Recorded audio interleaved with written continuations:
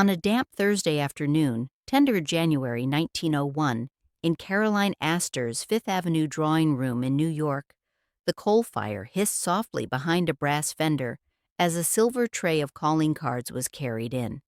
Gaslight glazed the gilt frames, silk skirts whispered over the carpet. On her escritoire, Mrs. Astor's engraved cards lay in a neat stack. On the back of each, in a small controlled hand, a time was written, Thursday, 4 to 6. In the society columns that winter, her January ball was described as the crowning event of the season. The guest list treated almost as public policy.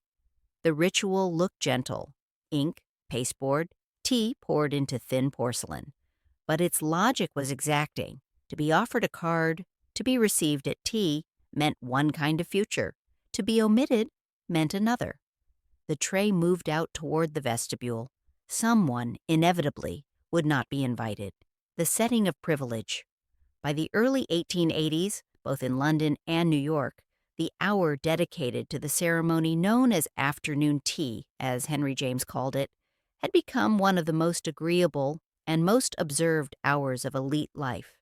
Etiquette writers insisted that afternoon tea was one of the most informal entertainments a lady could offer, yet they also described in painstaking detail who might be invited, how long guests must stay, and the proper use of the calling card as invitation. For American heiresses crossing the Atlantic, this supposed informality was an opportunity. Behind lace cuffs and clinking teaspoons, tea tables became quiet stages on which invitations, seating, and the order of arrival could raise allies and erase rivals. The ritual itself had specific origins. Anna, the 7th Duchess of Bedford, is credited with introducing afternoon tea in the 1840s to fill the long gap between luncheon and dinner, which in fashionable households might not be served until 8 or 9 in the evening. What began as a private habit, tea and light refreshments taken in her rooms, became a social institution as she began inviting friends to join her. By the 1880s, the practice had evolved into an elaborate ceremony with rigid protocols governing everything from the temperature of the water to the thickness of the bread and butter. Again and again, the story will return to a small gesture, a calling card placed or withheld on a silver tray. These cards were not merely practical tools for communication in an era before telephones. They were instruments of social architecture, defining who belonged and who remained outside. The weight of the cardstock, the quality of the engraving, even the size of the card itself, conveyed information about the bearer's social standing. A card too large or too ornate marked one as nouveau riche. A card too plain suggested insufficient status. The rules were precise, unwritten, and ruthlessly enforced. On a gray January day in 1892, the hallway of Caroline V. Astor's brownstone at 350 Fifth Avenue was thick with the muffled sounds of carriage wheels and hooves in the snow. In the vestibule, a lacquered basket and a silver tray waited for visitors' cards. A footman in livery lifted each pasteboard rectangle, reading the names of old Dutch families and newly minted millionaires. The temperature inside held steady, coal fires burning in every room, while outside the wind scraped against window panes. The contrast between interior warmth and exterior cold was deliberate. It announced that this household had resources to spare, that comfort was a given rather than an achievement. Calling cards had long been used to regulate contact. By the 1880s, etiquette writers noted that a card, with a day and hour penciled neatly on the back, served as an informal summons to tea. The mechanics were specific. A married woman's card bore her husband's name, Mrs. John Jacob Astor, never her own given name. An unmarried woman appeared on her mother's card until she made her debut, after which she might have cards of her own. Widows retained their married names unless they remarried. To violate these conventions was to announce ignorance, and ignorance was fatal. Upstairs, Mrs. Astor's drawing room, with its thick velvet drapes and dull shine of rosewood tables, was where acceptance became visible. The air smelled of beeswax and hothouse roses brought up from the conservatory that occupied the entire ground floor at the rear of the house. Ward McAllister, her ally in defining the 400, later described New York high teas as gorgeous feasts disguised as light refreshment. Every cold delicacy you could dream of, he wrote, recounting a Hudson River estate tea, a gorgeous feast at tea. Who served those petits fours, and who remained outside at the card tray, could determine which daughters would have their season, which families would see their sons marry well, which fortunes would link to which names. In the gaslit glow, the clink of porcelain sounded casual. The consequences were not. A young woman who failed to secure invitations to the right teas would find herself similarly excluded from balls, dinners, and ultimately from the marriage market that was the point of the entire system. Her brothers might prosper in business regardless, but for her, social exclusion meant a circumscribed future, spinsterhood perhaps, or marriage far below her family's aspirations. The tea table was not the site of these outcomes, but it was often where they were determined. In this world, a card on a tray was not paper. It was a path, and paths could be opened or blocked without a word. The footman carried the basket back downstairs, his footsteps silent on the turkey carpet. The names of those who had called would be recorded in a leather-bound book, each entry a thread in a web of obligation and access. Mrs. Astor's social secretary would later review the list, noting who had been received and who had been turned away, who had stayed the appropriate 15 minutes and who had overstayed, committing the social sin of imposing. The rejected cards would be returned the next day, a silent message delivered in cream-colored pasteboard. No explanation was given. None was needed. The architecture of exclusion required no defense, only execution. On the cold morning of 1st March 1883, Alva Vanderbilt sat at a polished writing table in her new Petit Chateau at 5th Avenue and 52nd Street, supervising the list for the costume ball that would open her house on 26th March. Sun from the tall windows flashed on cut-glass inkwells. The rustle of her Worth gown matched the scratch of steel pens as secretaries copied names onto engraved invitations. The room smelled of fresh varnish and imported lilies. Outside, workmen were still putting finishing touches on the chateau's limestone facade, carved to resemble a French Renaissance palace. The house had cost $3 million, an astronomical sum, and Alva intended it to serve as both residence and statement. Contemporary accounts and later historians repeat the same story. Carolyn Astor had never called on the Vanderbilts, and so her daughter Carrie was at first omitted from the list. The snub was delivered not aloud but in silence. No card, no card tray, no promised tea before the ball. Society columnists later reconstructed the standoff with relish, though many details remained disputed. What was certain was that Mrs. Astor had refused to acknowledge the Vanderbilts socially, despite their immense wealth from railroads and shipping. Old New York society, the Knickerbockers, descendants of Dutch settlers, considered them nouveau riche, unrefined, unworthy of the inner circle. Alva, born a Smith of Mobile, Alabama, understood calculus perfectly. Her own family had been wealthy before the Civil War, reduced to genteel poverty after it. She had married William Kissam Vanderbilt in 1875, gaining access to one of America's great fortunes, but not, initially, to its most exclusive social circles. Her response to Mrs. Astor's snub was strategic and calculated. Withhold the invitation to the ball of the decade until Mrs. Astor performed the required ritual of acknowledgement. It was a dangerous gamble. Mrs. Astor could have simply shrugged and stayed away, condemning Alva's ball to second-tier status, regardless of its magnificence. But Alva had correctly assessed the situation. Carrie Astor's friends were all planning to attend, all preparing their costumes. The social pressure on Mrs. Astor would be immense. The pressure built quietly over weeks. Carrie Astor had reportedly been practicing a star quadrille for the ball with other young women of her set. The dance required costumes, coordination, and weeks of rehearsal. The other girls chattered about their preparations. Carrie could say nothing, having received no invitation. As March drew nearer and no invitation arrived, the omission became impossible to ignore. Finally, on an afternoon in mid-March, Mrs. Astor's carriage, pulled up to the Petit Chateau. She descended, walked to the door, and left her calling card on Alva's silver tray. The ritual of acknowledgement was complete. The war was over. Alva had won. Only then were invitations dispatched to the Astors. When the ball came on the night of 26th of March, newspapers reported that Mrs. Astor herself appeared among the 1,000 guests, dressed as a Venetian noble. The Vanderbilt acceptance was sealed. In the candle-lit crush of diamonds and brocade that night, guests costumed as everyone from Marie Antoinette to Mother Goose, from medieval knights to exotic Eastern potentates, the real drama had taken place weeks earlier, in ink and pasteboard. A missing envelope had done what no argument could. The ball itself entered legend. The New York Times devoted multiple columns to describing the costumes, the decorations, the menu, the entertainment. Guests wandered through rooms transformed into different historical periods and geographical locations. Alva herself appeared as a Venetian princess in a gown that reportedly cost several $1,000s. The power of the calling card, that small rectangle of engraved pasteboard, had been demonstrated with precision.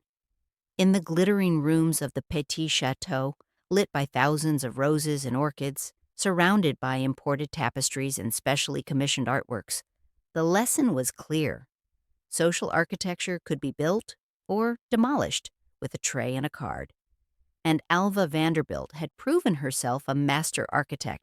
On a bright May afternoon in 1880, in a drawing room off Charles Street in London's Mayfair, Jenny Jerome, now Lady Randolph Churchill, presided over a tea table laden with silver and fragile porcelain. Sunlight picked out the sheen of her dark hair, arranged in the fashionable style of the season. The low murmur of conversation threaded through the clink of spoons. The scent of Earl Grey mixed with the perfume of cut flowers arranged in crystal vases. Born in Brooklyn in 1854 to financier Leonard Jerome, Jenny had been introduced to European society as a teenager and married Lord Randolph Churchill in Paris in April 1874, after meeting him at a ball aboard ship at Cowes the previous summer. The courtship had been whirlwind, the engagement brief. Both families had reservations that were overridden by the couple's determination. Biographers and letter collections describe her as an accomplished linguist, musician, and political hostess who used her salon and tea table to gather journalists, politicians, and members of the Prince of Wales's circle. Her correspondence shows careful attention to guest lists, seating arrangements, and the art of orchestrating conversation. "I had to be very tactful," she later wrote, "to get the right people in the same room at the right time. Politics is not conducted only in Parliament. Much of it happens in drawing rooms, where men who would never speak to each other in the Commons will sit side by side at tea and discover common ground." On such afternoons, the polished warmth of mahogany and the glow of coal fires concealed an economy of influence. Hospitality looked like charm. It also built careers. Lord Randolph's political fortunes rose and fell dramatically in the 1880s. Chancellor of the Exchequer in 1886, then resigned in disgrace months later after miscalculating his political leverage.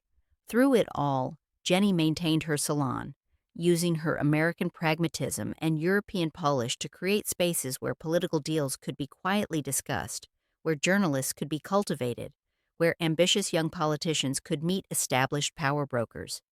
Politicians who would not meet formally in Parliament corridors met casually over cucumber sandwiches in her drawing room. The informality of afternoon tea permitted conversations that formal dinners did not. A journalist could be seated beside a cabinet minister, without the seating appearing calculated. It was merely the casual arrangement of an afternoon tea. An American railroad investor might find himself next to a Liberal MP, discussing opportunities for transatlantic cooperation. No minutes were taken, no agreements were signed, but alliances formed nonetheless, built on shared interests discovered over teacups. In her letters to her sister Clara, Jenny occasionally revealed the strain. "One must be always on," she wrote in 1881, "always charming, always ready with the right word for the right person. It is exhausting in ways I cannot quite explain. I must remember who is feuding with whom, who needs patronage, who holds grudges, who might be persuaded to a new position. The mental calculation required is constant, and one can never show the effort. Grace must appear effortless, even when it requires enormous concentration. Yet she continued, driven partly by love for her husband, partly by her own political instincts, partly by the understanding that as an American woman in English society, her influence could only be exercised informally. The tea table was her instrument of influence, the one arena where an American woman, even one married into the British aristocracy, could shape political outcomes without appearing to do so. She could not vote, could not stand for office, could not speak in Parliament, but she could, through careful orchestration of hospitality, affect who did vote, who did stand, who did speak, and on what issues. By the time her son Winston was old enough to notice, he would describe his mother's drawing room as a powerhouse disguised as a parlor. He watched her work, learned from her example, and would later deploy similar techniques in his own political career. The teacups clinked. The conversations continued, and in the soft afternoon light filtering through lace curtains, American pragmatism quietly reshaped English tradition, one cup of Earl Grey at a time. By the last quarter of the 19th century, afternoon tea, originating with the Duchess of Avon, Bedford in the 1840s, had become an established ritual among Britain's upper classes and their American imitators. One etiquette writer noted that it was informal, yet bound by rules. Guests might drop in between the hours inscribed on a card, stay half an hour, and expect light food rather than a full meal. The apparent contradiction, informal yet rigidly structured, was characteristic of the Victorian and Gilded Age social system, which relied on elaborate codes presented as natural behavior. Within that apparent ease, American heiresses found a flexible stage on which to perform new identities, between old money and new, between the drawing rooms of Fifth Avenue and the salons of London. The tea table became a bridge between worlds, a place where American directness could be softened into English courtesy, where new money could acquire the patina of old tradition, where marriages could be arranged without appearing mercenary, and where women excluded from formal power could exercise informal influence, education, etiquette, and performance. On a spring morning in April 1885, in Farmington, Connecticut, the bell at Miss Porter's school rang over damp lawns and budding trees. Inside the brick main building, the light in the dining room fell on rows of white tablecloths, polished glass, and young women in high-neck day dresses. The smell of toast and coffee mixed with the scent of lilacs drifting through open windows. Founded in 1843 by Sarah Porter, the school's curriculum famously included not only languages and literature, but chemistry, physiology, and even athletic pursuits. Strikingly serious studies for girls of the time when most female education focused narrowly on accomplishments designed to attract husbands. The library held scientific journals alongside novels. The chemistry laboratory was equipped with modern apparatus including microscopes, test tubes, and chemical samples. Students conducted actual experiments, studied Darwin's theories, learned about cellular biology and the human circulatory system. This was education, genuine intellectual development, far beyond the superficial instruction offered at many girls' schools. Yet alongside these subjects ran the unspoken syllabus of deportment: how to sit without slumping, how to answer politely in French, how to pour tea without rattling the cup against the saucer. Surviving school histories and alumni recollections place emphasis on ladylike bearing, as much as on academic success. A former student recalled that Miss Porter herself corrected posture with a touch of her cane to the spine, not cruelly, but firmly. She believed that a straight spine indicated moral rectitude as well as physical health. Another wrote, "We learned to walk with books balanced on our heads, though we also learned the periodic table. Both were considered essential. We were being prepared to be ornaments, yes, but educated ornaments who could converse intelligently with our future husbands." The contradiction was fundamental to the institution's mission. Sarah Porter herself was a formidable intellectual who never married, who spent her life educating other women, Yet the education she provided was designed to produce wives for powerful men, not independent scholars or professionals. The doors to such careers were closed. Even teaching, one of the few acceptable professions for women, was generally abandoned upon marriage.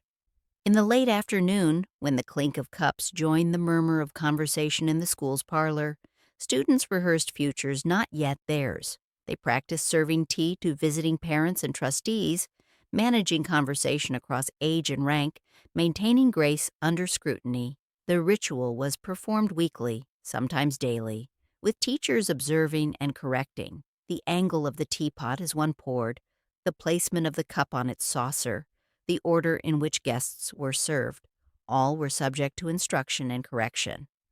One diary entry from an 1886 student reads, "Poured for Mrs. Hubbard today. My hand shook terribly, but she did not seem to notice. Or perhaps she was too polite to show that she noticed. I do not yet know which would be worse, to have failed without her knowing, or to have failed with her knowing but concealing her knowledge. The entire system seems designed to make one perpetually uncertain of one's standing." The habit of polished self-control learned here would follow them to drawing rooms they had not yet seen. It was training, yes, but training shaped by a clear understanding of destination. These young women were being prepared not for intellectual salons or professional careers, those paths were largely closed, but for marriages that would link American fortunes to European titles, or consolidate power among America's own emerging aristocracy. The tea service was practice, the marriages would be the performance, and the line between the two was measured in the steadiness of a hand holding a porcelain cup, the grace of a curtsy performed without thought, the ability to smile while one's corset cut into flesh beneath silk. In the spring sunshine of Farmington, futures were being constructed from posture and politeness, chemistry and comportment, knowledge and constraint. The students learned to balance competing demands. Be intelligent but not intimidating. Be accomplished but not competitive. Be educated but defer to masculine authority. They learned it so thoroughly that it became second nature, the performance invisible even to themselves. By 1892, in a stately house facing Lafayette Square in Washington, D.C., Chicago-born heiress Mary Leader was already acting as hostess for her father, department store magnate Levi Leader. The gaslit parlors looked out onto the white facade of the executive mansion. Inside, the air smelled of beeswax and orange blossoms brought from the conservatory. Surviving accounts of the wedding that would take place there 3 years later, when Mary married conservative MP George Curzon on 22 April 1895, emphasized the diplomatic weight of her social skills as much as her beauty. But those skills were cultivated years before, in the careful choreography of Washington teas. Mary's mother, also named Mary, had died when the children were young, leaving the eldest daughter to assume the role of lady of the house while still in her teens. It was an immense responsibility. The Leader mansion on DuPont Circle was one of Washington's grandest private residences, requiring a staff of more than 20 servants. Letters from the period show Mary managing not just guest lists, but also household accounts, staff schedules, menu planning, and the endless details of entertaining at the highest level. She studied the city's power structure with the attention of a military strategist mapping enemy positions, who held influence in which committees, which senators were open to persuasion on which issues, which cabinet members feuded with which others, which diplomats represented rising powers versus declining empires. All of this information was cataloged, memorized, deployed in the service of her father's business interests and political connections. A note in her diary from January 1893 reads, "Seated Senator H, far from Ambassador M, as father advised. The evening passed without incident. I consider it a success when nothing is remembered. The best parties are those where the machinery is invisible, where guests leave feeling they have had delightful spontaneous conversations, never suspecting that every chance encounter was carefully orchestrated. The small teas she hosted most Thursday afternoons were laboratories of influence. Invitations were extended carefully. A cabinet wife here, a journalist there, a visiting British MP, a diplomat's daughter. The mix was calibrated to create productive tensions and unexpected alliances. A journalist sympathetic to tariff reform might be seated next to a senator wavering on the issue. A British diplomat could be introduced to an American industrialist exploring investments in Indian railways. The conversations appeared casual but served precise purposes. Mary kept notes on her guests, their interests, their prejudices, their ambitions, their vulnerabilities. She knew who needed flattery, who responded to intellectual challenge, who could be swayed by appeals to patriotism or profit. This knowledge was deployed subtly, woven into apparently innocent conversations over tea and cakes. In Washington's political ecosystem, where formal votes were public but alliances were private, these afternoon gatherings shaped policy without appearing to touch it. Her later letters from India, published as Lady Curzon's India, show a woman acutely aware of the political meaning of dinners, levees, and reception lines. She wrote to her father in 1899, "You would laugh to see me managing precedence among Rajas and British officials.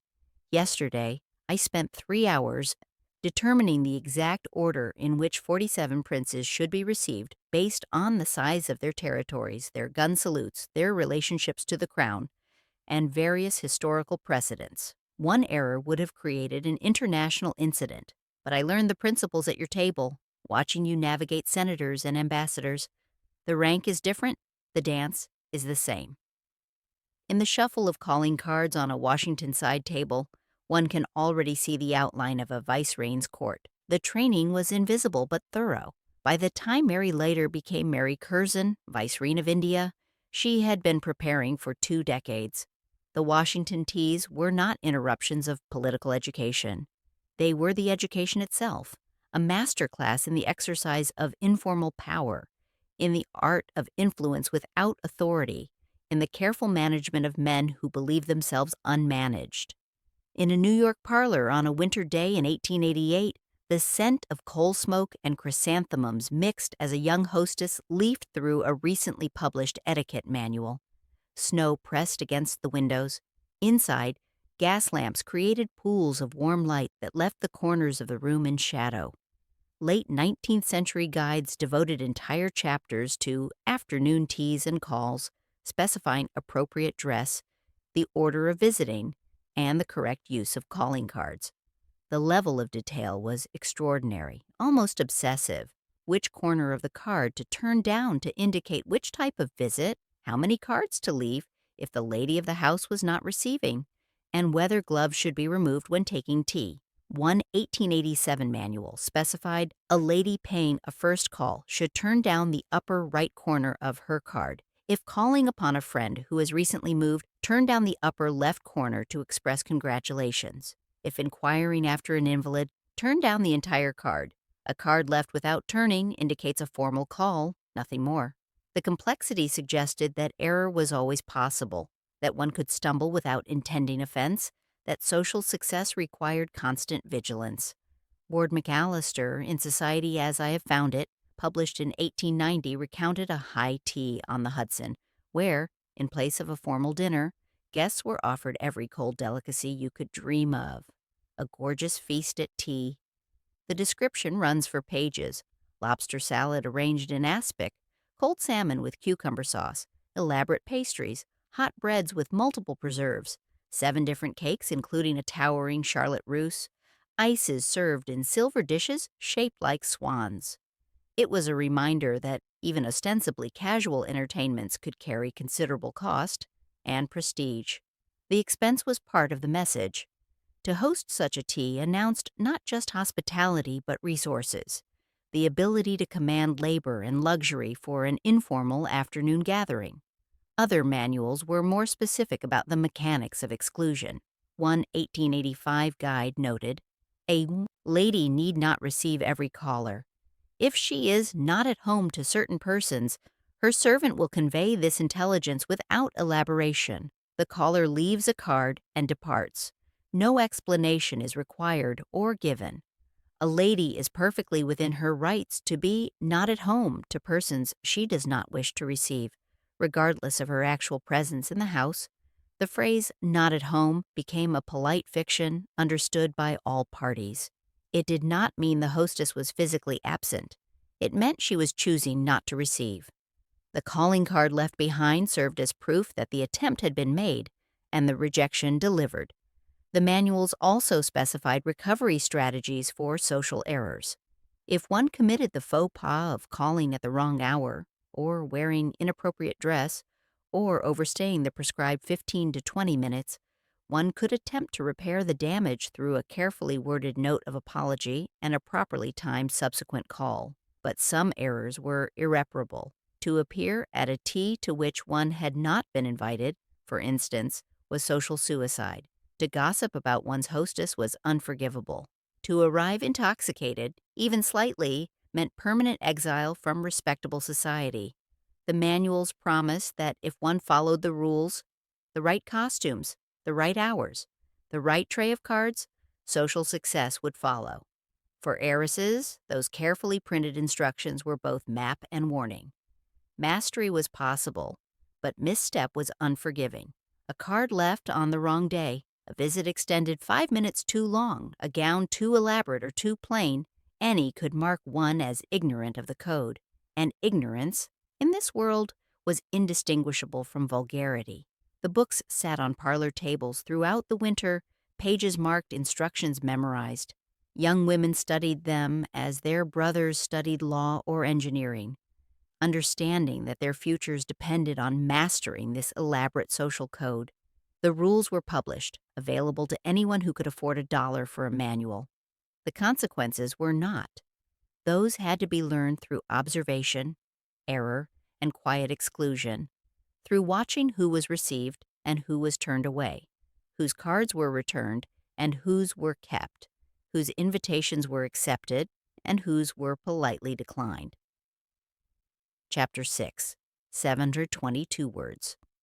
On an overcast afternoon in February 1894, in a rented townhouse in London's South Audley Street, Consuelo Vanderbilt, soon to be famous as the unwilling Duchess of Marlborough, sat beside her mother, Alva, at a carefully arranged tea.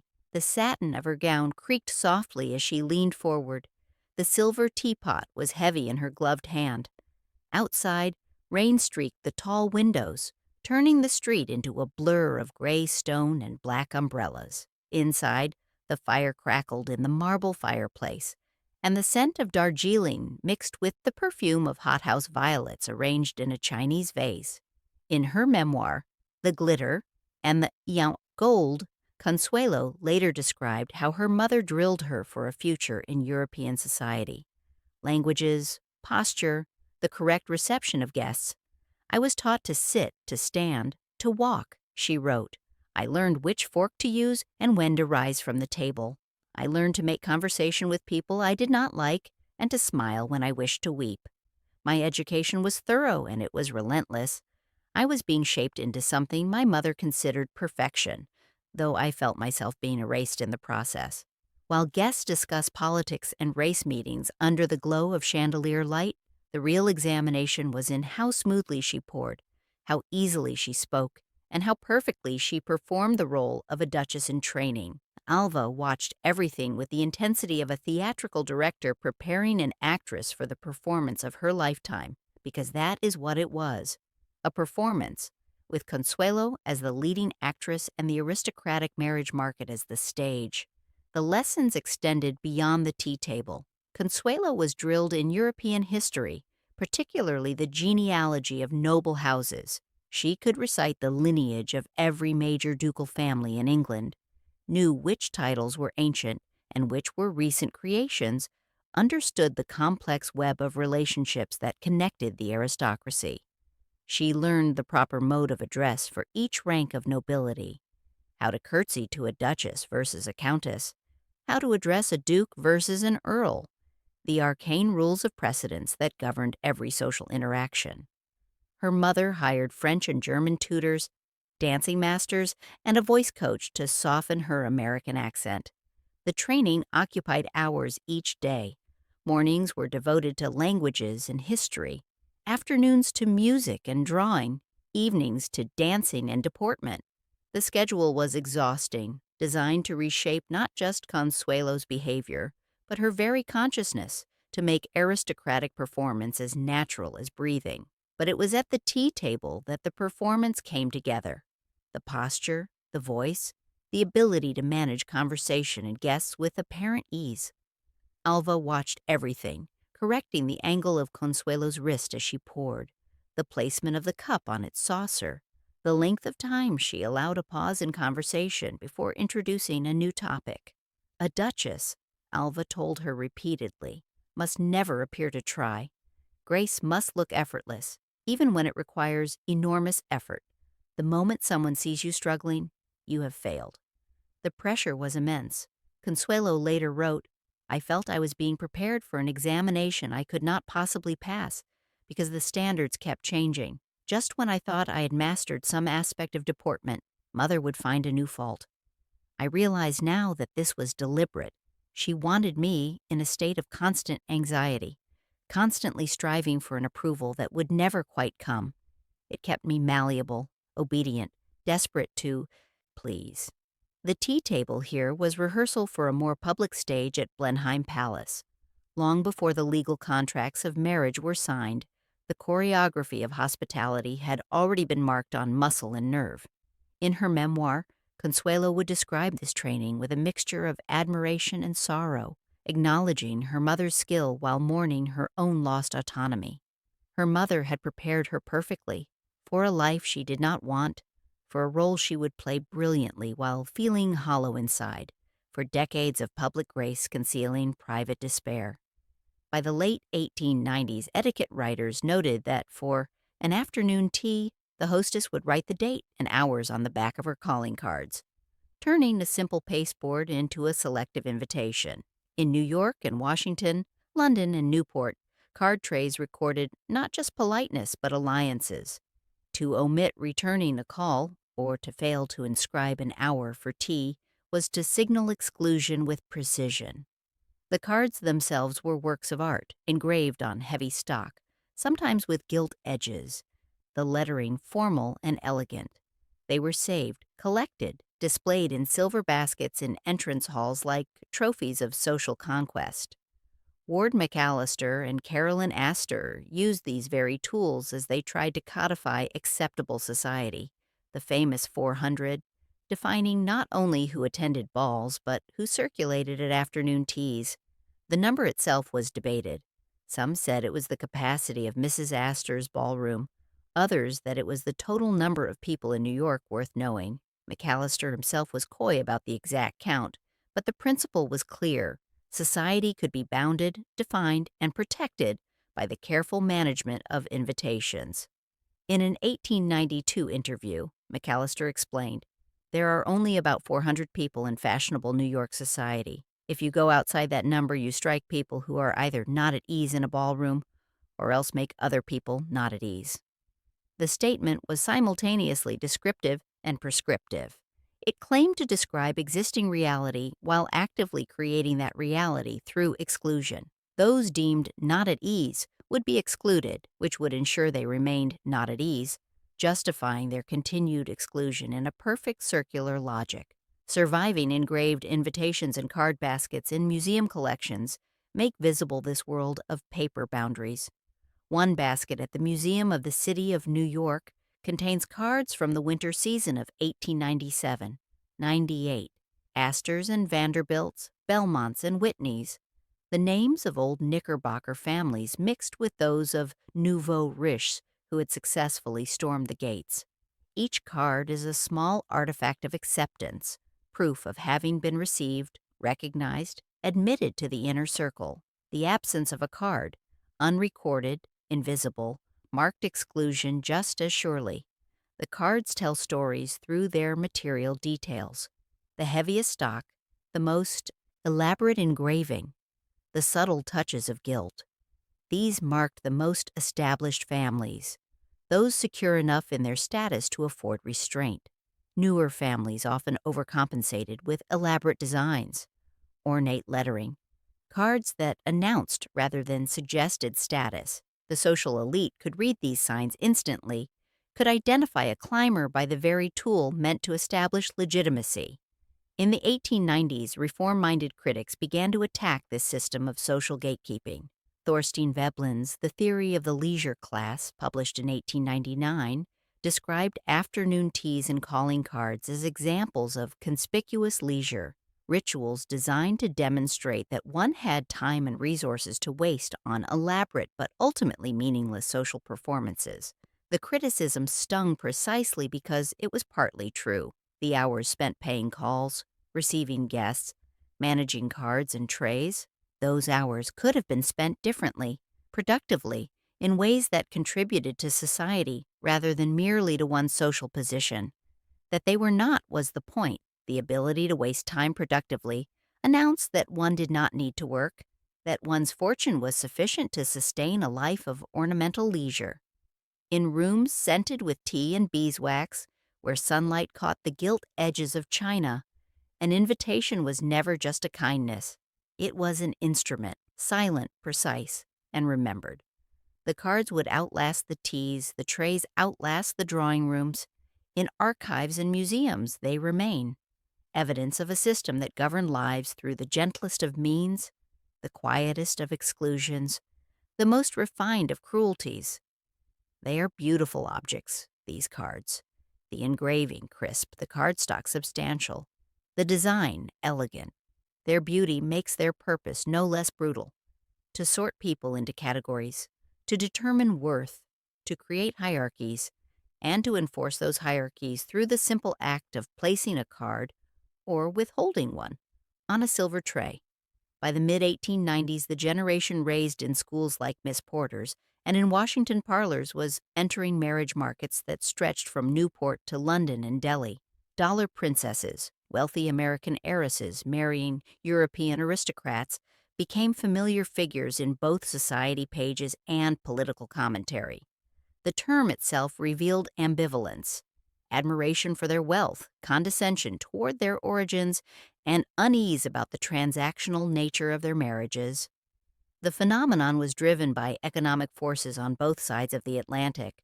European aristocrats, particularly in Britain, faced agricultural depression, rising taxes, and costly maintenance of ancestral estates. American industrialists had accumulated vast fortunes but lacked the social prestige that European titles conferred. The marriages solved both problems, money flowing east in exchange for titles flowing west. But the women at the center of these transactions were more than passive commodities. Many would use their new positions to exercise influence, advance causes, and reshape the societies they entered. Their tea tables would soon serve not only as social stages, but as informal council chambers, where money, titles, and influence quietly intersected in ways that would reshape both American and European society. Marriage, power, and strategy. By the mid-1890s, the marriage market had become explicitly international, with American families and European aristocrats negotiating matches through intermediaries, marriage brokers, and carefully orchestrated social seasons. The financial mechanics were blunt and increasingly standardized. Lawyers specialized in drafting Anglo-American marriage settlements, documents that specified exactly how much money would transfer, in what form, under what conditions, and what would happen in case of death, divorce, or childlessness. A typical settlement might specify that the bride's father would transfer a lump sum, anywhere from $500,000 to $5 million, along with an annual income guaranteed for the bride's lifetime. In exchange, the groom's family would ensure the bride received a title, appropriate social recognition, and a specific role in the aristocratic household. Some contracts included provisions about where the couple would live, how children would be educated, even which church they would attend. Nothing was left to chance or romance. Between 1870 and 1914, approximately 454 American heiresses married foreign aristocrats, bringing an estimated $220 million in dowries across the Atlantic. The sum is staggering even today. In period dollars, it represented enough capital to reshape entire regions of the European economy. British estates were rescued from bankruptcy. French chateaux were restored. Italian palaces were refurbished, all with American money. but the individual stories behind those statistics were as varied as the women themselves. Some found love, some found power, some found only loneliness in drafty castles far from home, some thrived in their new roles, becoming influential political hostesses or social reformers. Others withered, trapped in loveless marriages, isolated from their families, struggling to adapt to foreign customs and hostile in-laws. On a soft April evening in 1895, gas lamps flickered to life along Lafayette Square as guests stepped from carriages toward St. John's Episcopal Church in Washington. Inside the nearby lighter house, the air smelled of lilies and beeswax as Mary Leader, in her wedding gown, waited to marry George Curzon on 22nd April. The gown itself was a masterpiece, white satin embroidered with silver thread, a train that required 2 attendants to manage, a veil of Brussels lace that had belonged to Curzon's mother. Every detail had been selected to communicate both American wealth and respect for British tradition. Newspapers treated the event as both romance and diplomacy, the union of an American department store fortune with a rising British politician who would soon become Viceroy of India. The wedding was attended by cabinet members, diplomats, and society leaders from both nations. The ceremony was traditional Anglican. The reception was pure Washington. Champagne and terrapin, orchestras and endless toasts, the kind of lavish celebration that announced the lighter's arrival at the pinnacle of international society. Mary's father, Levi Later, had spared no expense. This was not just his daughter's wedding. It was the coronation of a vice-reine-in-waiting, a statement of American arrival on the world stage. Mary's settlement included substantial annual income, property in England, and provisions for her children. She was marrying up in title. Curzon was marrying up in fortune.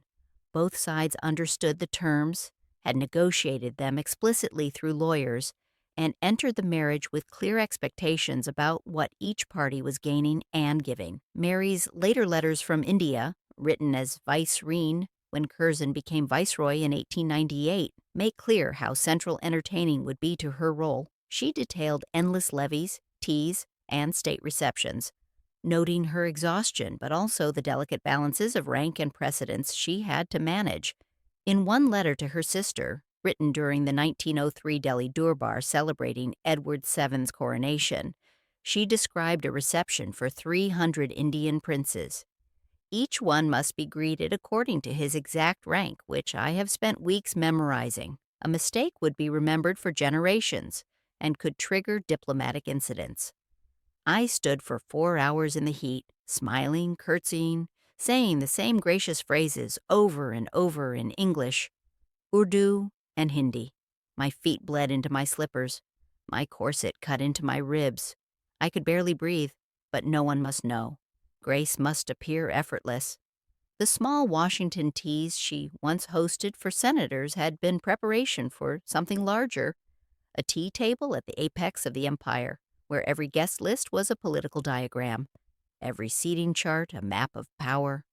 Her training in her father's Lafayette Square parlor had been thorough, but nothing could fully prepare her for the scale and complexity of her duties as vicereine. She hosted parties for thousands, managed ceremonies that required weeks of planning, balanced the demands of British officials against the expectations of Indian nobility, navigated the treacherous politics of the Raj while maintaining the appearance of being above politics. The teacup she lifted at a Delhi Durbar carried the weight of empire. She had learned to pour in Washington, practiced in finishing schools, perfected in London drawing rooms. In India, she learned what the pouring could accomplish and what it could cost. In another letter, she wrote, "I am homesick in ways I cannot explain, not just for America, but for being myself, whoever that might have been. I have played this role so long and so thoroughly that I no longer know where the performance ends and I begin." On a pale winter afternoon in early 1896, the long enfilade of rooms at Blenheim Palace glowed with low coal fires and the subdued shine of gilt, newly married to Charles Spencer Churchill, 9th Duke of Marlborough. Consuelo Vanderbilt now presided over one of Britain's grandest houses. The palace, built in the early 1700s as a gift from a grateful nation to the first Duke after his victory at Blenheim, sprawled across acres of Oxfordshire parkland designed by Capability Brown. Inside, the staterooms were magnificent and cold, vast spaces built for display rather than comfort, their Baroque grandeur impressive, but inhuman in scale. Her dowry, $2.5 million in railroad stock, and a guaranteed annual income of $100,000 had helped restore the estate, funding repairs to the roof, restoration of paintings, and modernization of plumbing and heating systems that were generations out of date. In return, she became the first American Duchess of Marlborough, one of the highest-ranking noblewomen in England. The exchange was explicit, documented in lengthy legal settlements. Money for the title, fortune for prestige, American wealth for English aristocracy. In The Glitter and the Gold, Consuelo recalled her reluctance and the coercion that led to the marriage, writing with remarkable honesty for a duchess. I considered I had a right to choose my own husband. I suffered every searing reproach. My mother's will was stronger than mine, her determination absolute. She had decided I would marry the Duke, and so I did, though every fiber of my being resisted. She had loved another man, Winthrop Rutherford, but Alva had forbidden the match and engineered the marriage to the Duke with relentless determination, using emotional manipulation, threats, and eventually forcing Consuelo into submission. The wedding took place on 6 November 1895 at St. Thomas Church on Fifth Avenue, attended by 2,000 guests in one of the most elaborate ceremonies New York had ever witnessed. Consuelo walked down the aisle in tears, her face wet with grief that she made no attempt to hide. The newspapers reported her radiant with happiness, describing a fairy tale romance. Both statements were true, depending on whom one believed, or whom one wanted to believe. At Blenheim, her duties as Duchess were clear: to host house parties and teas for politicians, royals, and neighbors, arranging seating and guests with unerring tact. The palace required a staff of more than 40 just to maintain the staterooms: footmen, housemaids, a butler, a housekeeper, kitchen staff, gardeners, groundskeepers. Weekend parties often involved 30 or more guests, each requiring careful attention to rank, precedence, and personal dynamics. Royals could not be seated near those of lower rank. Political enemies had to be kept apart. Americans visiting England expected to be entertained, but also occasionally needed protection from British snobbishness. Consuelo's training under her mother's demanding eye now proved its value. She managed complex social choreography with apparent ease, even as her private misery deepened. The Duke, it became clear, had married her for money and had little interest in her as a person. He was cold, distant, absorbed in his own pursuits. The marriage was loveless from the beginning, and Consuelo found herself trapped in a vast palace with a man who barely spoke to her outside of formal occasions. Her afternoons often involved tea in the yellow drawing room, where guests gathered before changing for dinner. The room was beautiful: gilded panels, ancestral portraits by Gainsborough and Reynolds, furniture that had seated generations of Churchills. It was also, as Consuelo noted in her memoir, cold enough to freeze one's breath in winter. The fires were never quite sufficient to heat the vast space. English houses, she discovered, prized grandeur over comfort. She poured tea in gloves, sometimes in a fur stole, maintaining the fiction of comfort while ice formed on the inside of windows, and her breath misted in the frigid air. In the soft clatter of cups under Blenheim's painted ceilings, personal sorrow and public success were poured from the same pot. She produced 2 sons, John, born in 1897, and Ivor, born in 1898, the required heir and spare, ensuring the ducal succession. Her duty fulfilled, the Duke's indifference became more pronounced. She entertained Winston Churchill, her husband's cousin, and his political allies. She hosted garden parties for tenants, charity bazaars for local causes, shooting parties for the Duke's friends. She performed her role flawlessly, earning praise for her tact, her beauty, her perfect execution of aristocratic hospitality. And in her diary, She counted the days, marking time until she might escape. "I am living a lie," she wrote in 1899. "Every smile is false. Every gracious word is hollow. I perform my duties because I have no choice, but I'm dying inside, slowly, day by day." The marriage would eventually end in separation in 1906 and, much later, in divorce, scandalous for a duchess. But by then, Consuelo had found a measure of independence and no longer cared what society thought.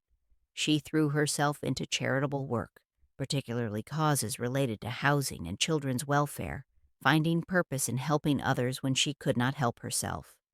But for years, the tea table at Blenheim was her prison and her stage, the place where duty and performance met, where American money sustained British grandeur, and where the price of a title was paid daily in silver spoons and forced smiles, in perfect posture and empty conversation, in the relentless performance of grace while one's heart slowly broke. By May 1907, when American-born Nancy Langhorne Astor was newly settled at Cliveden on the Thames with her husband Waldorf, afternoon tea on the terrace had become one of the estate's signatures. The Italianate house, a wedding gift from Waldorf's father, the immensely wealthy William Waldorf Astor, opened onto lawns sloping toward the river. On fine days, guests took tea under striped awnings while a small band played light classical music, Strauss waltzes, Mozart divertimenti, English folk tunes. The estate itself was breathtaking. Formal gardens with box hedges and fountain pools, ancient oak trees, river views that changed with the seasons, sculpture gardens filled with classical statuary. Unlike Blenheim's cold grandeur, Cliveden was designed for comfort, for modern living, for hospitality on a grand but intimate scale. It had electricity, central heating, modern plumbing, luxuries that many older aristocratic houses lacked. The rooms were sumptuous but livable, filled with comfortable furniture, good lighting, and the latest conveniences. It was a house designed for entertaining, and Nancy proved a natural hostess. Nancy was different from the earlier generation of dollar princesses. Born in Virginia in 1879, she had already been married once, disastrously, before marrying Waldorf Astor in 1906. Her first marriage, to Robert Gould Shaw, had ended in divorce after his alcoholism and violence became unbearable. Coming from Virginia, where divorce carried tremendous stigma, her decision to leave Shaw required enormous courage. That experience gave her a harder edge, a refusal to accept unhappiness as women's inevitable lot. She was witty, irreverent, unafraid of controversy. Where Consuelo had been trained to polished perfection, Nancy retained a distinctly American directness that sometimes shocked and often charmed. She once told a stuffy British peer, "I may be American, but at least I'm not boring." At another dinner, when a guest made a pompous remark about American vulgarity, she replied sweetly, "Perhaps we are vulgar, but our vulgarity built your railroads, restored your estates, and paid for this excellent dinner you're enjoying." Later, as the first woman to sit in the House of Commons from 1919, taking the seat her husband vacated when he inherited his father's viscountcy, Nancy Astor used Cliveden's hospitality to bring together politicians, writers, and foreign visitors in ways that shaped British political culture between the wars. Letters and papers in her archive at the University of Reading show meticulous planning of guest lists and seating, as well as her own notes on getting people to talk. She understood that the right mix of people in the right setting could generate ideas, alliances, and policy shifts that formal meetings could not. Cliveden's weekend parties became famous, and later, infamous. In the 1930s, the Cliveden set was accused of appeasing Hitler, of using private influence to shape public policy toward fascist regimes. The accusation, made most forcefully in 1937 by journalists investigating British foreign policy, suggested that a cabal of aristocrats and businessmen met at Cliveden to coordinate pro-German policies. Whether the accusations were fair remains debated by historians. What is not debated is that Cliveden was a center of political power, that Nancy Astor used her position as hostess to advance causes she believed in, from temperance to women's rights to certain foreign policy positions, and that the tea table on the terrace was where much of this work happened. In one letter to a friend, Nancy wrote, "People will say things over tea that they would never say in Parliament. They relax, they argue, sometimes they even change their minds. I've seen bitter political enemies find common ground over cucumber sandwiches, seen policies shift direction during a walk through the gardens. The informal setting is crucial. It removes the posturing and positioning that makes official politics so rigid. The informality of afternoon tea, the setting of the garden and river, the absence of stenographers and official records, all created space for the kind of frank conversation that shaped the political landscape. Ministers could speak candidly about their doubts. Journalists could be briefed off the record. Foreign diplomats could share perspectives they could not express officially. And Nancy orchestrated it all. Her American practicality combined with genuine political intelligence. Her social ease masking serious strategic thinking. Here, the American talent for social ease merged with British political culture. The clink of cups on Cliveden's terrace became part of the soundtrack of interwar politics, a reminder that some debates began not in Parliament, but over sponge cake and China tea. Nancy Astor would serve in the Commons until 1945, but her influence was never limited to the chamber. It extended across the lawns of Cliveden into the drawing rooms where tea was poured, where alliances were forged, where American pragmatism continued its quiet reshaping of English tradition. In her long career, she would fight for women's rights, temperance reform, child welfare, and peace, using every tool available to her, from parliamentary speeches to tea parties, from public rallies to private conversations over perfectly poured cups of Darjeeling. Legacy and transformation. In each of these marriages, hospitality was both expectation and opportunity. Curzon's letters show his reliance on Mary's charm in election campaigns and diplomatic functions. He wrote to her father that Mary is worth a dozen speeches in winning support among skeptical constituencies. Her ability to charm hostile journalists, win over wavering voters, and smooth diplomatic tensions made her indispensable to his political career. When he was appointed viceroy in 1898, he wrote that he could not have achieved the position without her, that her social skills had been as important as his own administrative abilities. Nancy Astor's papers document how Cliveden's gathering shaped political networks. Guest lists were strategy documents, seating charts were tactical plans. She kept detailed notes on who should meet whom, which conversations should be encouraged, which topics should be introduced. One memo from 1925 lists potential guests for a weekend party. Mix old guard conservatives with young reformers. Add two journalists sympathetic to women's issues, including Lady X, very influential with her husband, the minister. Avoid anyone who will dominate conversation or create unnecessary friction. Consuelo's memoir reveals the emotional cost of hosting in a marriage she had not chosen, writing that every smile was a small death, every gracious word a burial of self. Yet even in describing her suffering, she acknowledged the power of the role she played. I learned that a duchess's influence extends far beyond what is visible. A word whispered at tea could affect legislation. A strategic seating arrangement could forge business partnerships worth millions. I wielded this power without joy, but I wielded it nonetheless. The tea table, officially an interlude of rest, had become one of the most finely tuned instruments of social strategy in Anglo-American elite life, but it was also becoming obsolete. World War I shattered the certainties of the Edwardian age. The war killed millions, including many of the young men who would have inherited estates and titles. It bankrupted families, destroyed the servant class that had made such elaborate hospitality possible, and fundamentally altered social relations. After 1918, the world of calling cards and formal afternoon teas began to seem like an artifact from another era, which in many ways it was. The economic toll was devastating. British death duties, raised dramatically to pay for the war, forced many families to sell estates that had been held for centuries.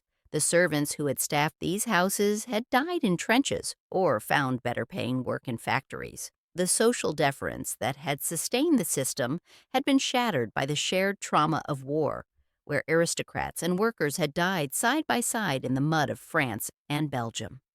It became harder to maintain that some people were inherently superior when they had proven equally vulnerable to machine gun fire. On a bright August afternoon in 1914, the marble terraces of Marble House in Newport still gleamed above the Atlantic, but the mood of its gatherings was shifting. Alva Vanderbilt, now Alva Belmont after her remarriage to Oliver Belmont in 1896, and his death in 1908, had already begun turning her social skills toward the women's suffrage movement.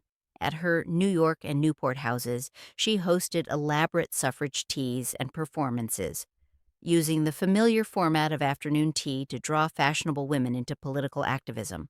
Contemporary reports describe guests in pastel gowns, listening to speeches beneath crystal chandeliers, teacups and pamphlets sharing the same small tables. The New York Times covered one such event in 1909, noting with evident surprise that society women were discussing voting rights and political strategy between servings of petit fours.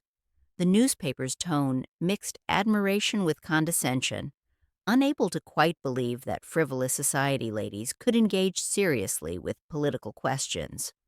But Alva had calculated correctly. The familiar format made the radical message palatable. The rustle of silk and the clink of china sounded much as they had at her 1883 ball. But the message at the head of the table had changed. Where once Alva had used social pressure to secure her position in Mrs. Astor's 400, she now used the same techniques to build support for women's enfranchisement. She understood that many society women were isolated in their own homes, dependent on fathers or husbands for money and status, with little experience of independent political thought.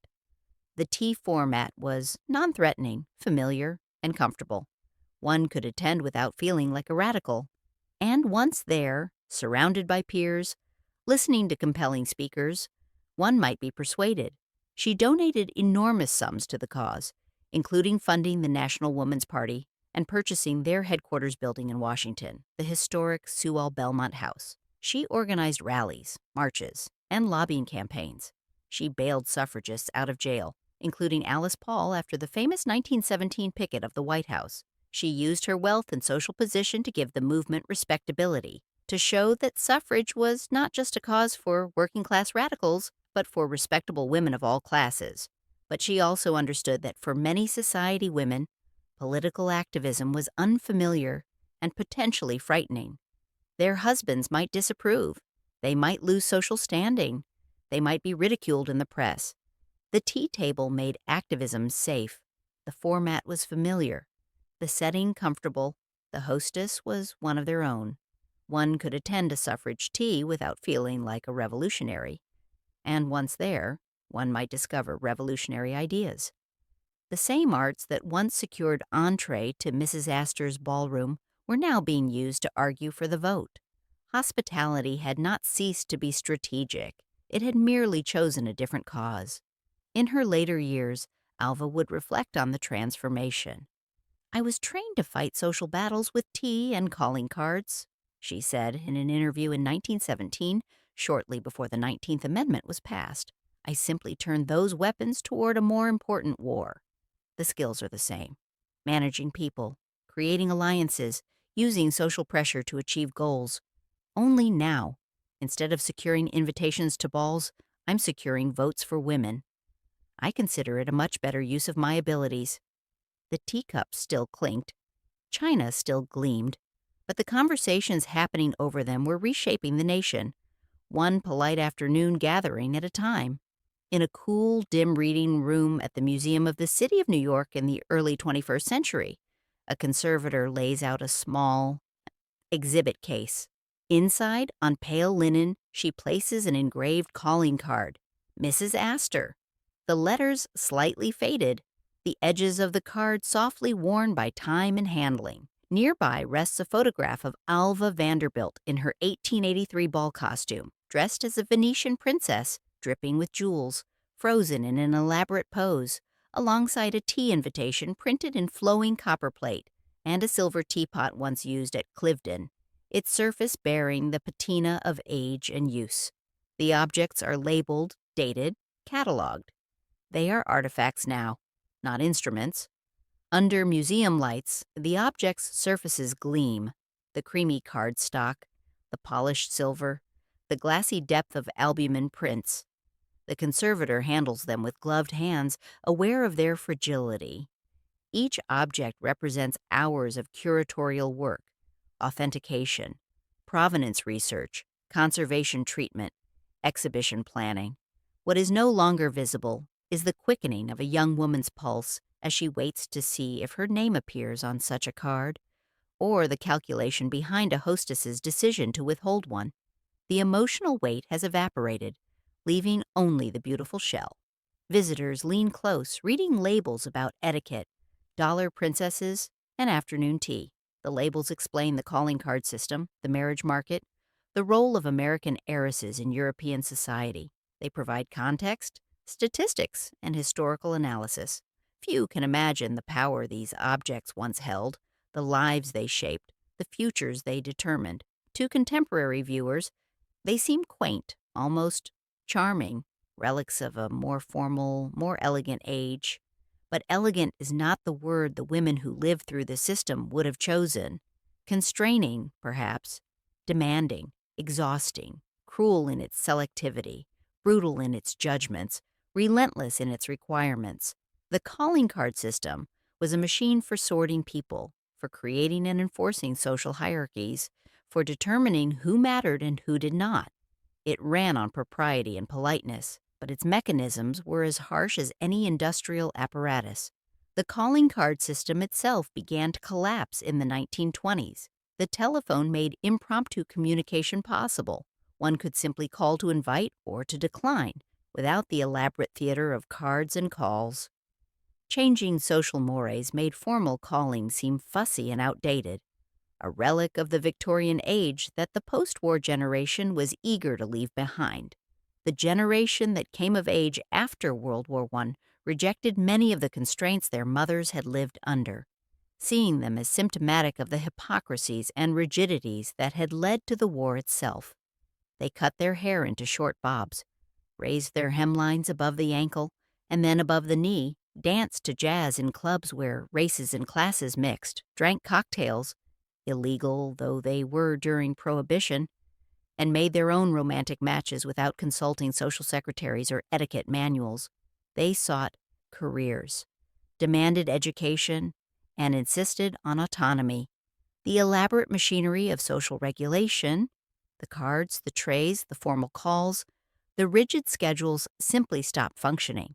It did not collapse dramatically. It simply became irrelevant. By the 1930s, social historians were already treating the calling card system as a historical curiosity, something their grandmothers had done that seemed incomprehensible to modern sensibilities. Emily Post's 1922 etiquette book still included detailed instructions for calling cards, devoting an entire chapter to the proper usage, timing, and etiquette. But by the 1937 edition, the section had been drastically reduced to just a few pages, with a note that the formal call is nearly extinct, practiced only in the most conservative circles and among the elderly who cling to old customs. What had once regulated the social lives of millions, determined who married whom, shaped political alliances and business partnerships, was now a quaint relic, remembered mostly by the elderly and studied by historians. The system had not been abolished by law or overthrown by revolution. It had simply faded away as social conditions changed, as new technologies emerged, as people found other ways to connect and other systems for determining status. Yet the patterns those cards enforced, the social boundaries, the calculations of alliance and exclusion, the performance of identity, did not disappear. They merely took new forms. Guest lists are still strategic documents, carefully curated to achieve specific outcomes. Invitations still include and exclude, marking who belongs and who remains outside. The work of managing social networks, of building alliances through hospitality, of using private gatherings to shape public outcomes, all of this continues, adapted to new contexts but fundamentally unchanged. Social media has become the new calling card system, with follows and friend requests replacing engraved pasteboards. with algorithms determining visibility replacing the silver tray in the hallway. The mechanics have changed, but the architecture of social sorting remains. We still signal belonging through careful performances of identity. We still use hospitality, now networking events, or dinner parties, to build alliances and advance agendas. We still exclude as much by what we don't say, whom we don't invite, as by what we do.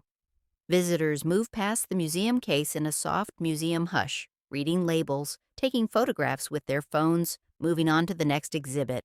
The calling card lies still, its power gone, its edges catching the light like a memory. Behind glass, it can no longer invite or exclude. It can only witness to a world where paper and silver regulated lives, where tea tables were instruments of power, where American heiresses learned to pour perfectly while their futures were decided by others. The silver tray is gone. The space it once held in the hallway has been replaced by a museum case.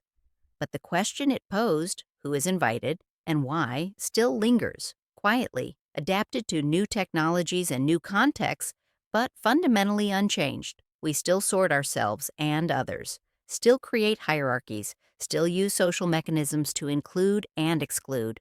The tools have evolved. The impulse endures. We began with a handwriting hours on the back of a card in a Fifth Avenue drawing room, the ink barely dry as the tray moved toward the door. We end with that same kind of card under glass, no longer sent or received, only studied. Between those moments lies a history in which American heiresses turned tea into architecture of alliances, exclusions, marriages, and movements. The porcelain cups have been emptied, the conversations ended. What remains are traces, invitations, memoirs, diaries, a few carefully saved cards preserved in archives and museums. The rituals that once governed lives are now objects of historical study, beautiful and inert. The power they once wielded exists only in the documents that record their use, and in the patterns they established, patterns that persist even as their forms evolve. The calling card is gone, but we still call. The silver tray has vanished, but we still sort, still select, still signal belonging through carefully orchestrated performances of hospitality and exclusion. The afternoon tea has faded, but power still circulates through informal gatherings, through strategic guest lists, through the quiet cultivation of alliances over shared meals and drinks. What the museum case cannot show is what it felt like to be on the wrong side of that selection process, to wait for a card that never came, to understand that one's future had narrowed in the moment between a hostess's decision and a servant's delivery. Nor can it show what it felt like to wield that power, to hold a life's trajectory in one's hand in the form of a small rectangle of engraved pasteboard, to know that one's smallest gesture carried enormous weight. The cards lie under glass. The tea has gone cold, but the question remains, who decides who belongs? And by what right do they decide? These questions, posed silently by calling cards on silver trays in Gilded Age drawing rooms, echo still in every curated guest list, every strategic invitation, every system of social sorting that determines who is seen and who remains invisible, who is welcomed and who is left outside. The forms change, the function endures,